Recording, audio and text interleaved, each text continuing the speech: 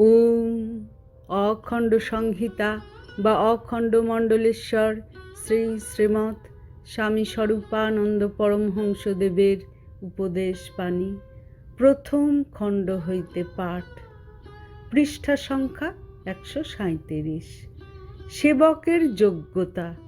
শ্রী শ্রী বাবামণি বলিলেন, দেখো মাস্টার, সেবক হওয়া বড় শক্ত কথা। যার তুমি সেবা করবে মনোভাব হতে হবে তোমাকে তার চেয়ে বিনীত, কিন্তু সামর্থ্যের দিক দিয়ে তোমাকে হতে হবে সর্বপ্রকারে বড়। মনুষ্যত্বের পূর্ণতায় তোমাকে হতে হবে সর্বপ্রকারে মহৎ, নইলে তুমি তাকে সেবা দিবে কি করে? যার যেটার অভাব তার সেটার পূরণ করার নামই হলো সেবা।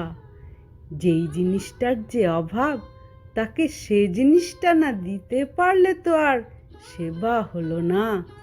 তোমরা চাচ্ছ সমাজের সেবা করতে, মানে সমাজের যেখানে যে অভাবটুকু আছে সেইটুকু পুড়িয়ে দিতে, কিন্তু যা তোমার নিজের নেই তা তুমি দেবে কি করে?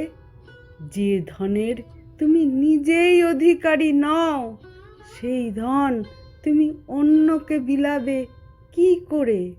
তাই সেবক হতে হলে আমাদের আগে হতে হবে অভাব পূরণের যোগ্য। আগে আমাদের নিজে হয়ে নিতে হবে ধনী। বিজ্ঞানের ধনে ধনী, গুণের ধনে ধনী, ত্যাগের ধনে ধনী, বৈরাগ্যের ধনে ধনী। হরি ওম।